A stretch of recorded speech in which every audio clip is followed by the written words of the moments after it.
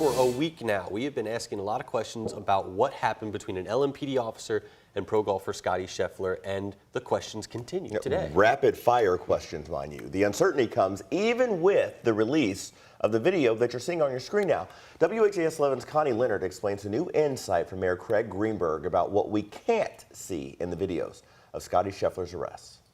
Scotty Scheffler back on the golf course in Texas Thursday, but not speaking to reporters. Just hours after the release of new video showing his arrest outside Valhalla Golf Course last Friday. Louisville Metro Police have acknowledged there's no body camera video of the initial incident between Scheffler and Detective Brian Gillis, instead releasing video from a pole camera across Shelbyville Road and a police dash cam. Neither video shows an officer being dragged by Scheffler's car as written in the arrest citation. I am unaware of any video that exists of the initial contact between an LMPD officer and Mr. Scheffler. Mayor Craig Greenberg and LMPD Chief Jacqueline Gwen Villaroyale didn't take questions at the news conference, but the mayor did talk to Terry Miners on WHAS Radio Thursday evening, offering some new insights. My understanding is that the initial contact between the LMPD officer and Mr. Scheffler you cannot see in that video because the buses were in the way, and then you see the car pulling into the Valhalla entry. Within seconds of that car turning into the gate, an officer runs after it, waving their hands and even appearing to swipe toward the driver's side window. A couple of minutes later, Scheffler is out of his car and escorted away in handcuffs to a police cruiser. Our position's the same as it was last Friday.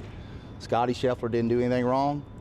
We're not interested in settling the case. We will either try it or it'll be dismissed. Scheffler's attorney, Steve Romine, says the videos won't impact his case at all. All the evidence that continues to come out just continues to support what Scotty said all along, that this was a chaotic situation and a miscommunication. The chief did acknowledge the lack of body camera video is a policy violation. Detective Gillis should have turned on his body-worn camera but did not. The chief says Gillis was counseled by a member of his command staff. A copy of Gillis's personnel file shows he's been disciplined in the past for crashing his vehicle and missing court. Records also show he was suspended for 5 days in 2013 for doing donuts in a parking lot with lights and sirens on while an intoxicated civilian was in his police vehicle. Gillis's file also includes numerous letters of commendation over his 16-year career. County Attorney's Office says that it is still reviewing the case, but it did send us an updated statement from spokesperson Josh Abner. He said, quote, the office continues to receive evidence and is yet to conduct final interviews with the investigators regarding the charges that were filed by LMPD against Mr. Scheffler. As we have stated previously, no decision has been made and our review continues. And today the LMPD is expected to release body camera video from 2 officer-involved shootings, both of which happened just inside the last 2 weeks. The first one was on Crawford Avenue in PRP. That happened on May 11. Police say Nicholas Pierce was armed with a knife and moved toward officers with that knife. Police say they tried using multiple options to get Pierce to drop the knife, including non-lethal force. When that did not work, 3 officers fired at him. Pierce later died at a local hospital.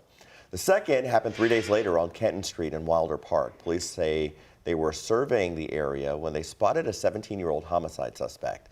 The LMPD says the teenager showed a gun before running from police. The teen was then wrestled to the ground, and police say at some point in that he fired a shot. Officer Benjamin Derby returned fire and hit the teenager. He died at a local hospital on Wednesday. Both body camera videos are set to be released at 11:30 this morning. And a man has died from his injuries after a shooting in the Portland neighborhood. The LMPD says that officers responded to the shooting just before 10:30 Tuesday night on North 20th Street. When officers arrived, they say they found a man who had been shot in the head lying in the street. He was taken to the hospital where he died yesterday. Anyone with information is asked to call the anonymous tip line 574-LMPD, or of course you can go online and use the online portal. An Oldham County teacher has been arrested after police say he alluded to a school shooting. According to an arrest citation, Oldham County high school teacher Michael Tripp told a group of students on Wednesday that he had only a few more days to shoot up the school. A student then reported him to a staff member, and we're told in an interview with Oldham County Police, he confirmed that he made a comment about school shootings, going as far as to say he would become the next school shooter. In a letter sent to parents, the district said safety is its top priority and, quote, that teacher will not be on campus for the rest of the school year. Well, today is the last day of school for JCPS students, and it officially kicks off graduation season. First one will kick off at 4:30 this afternoon. Some of those schools that are graduating first are Atherton, Western, the Academy at Shawnee, and Iroquois. There are also set to be commencement ceremonies tomorrow, next Tuesday, and next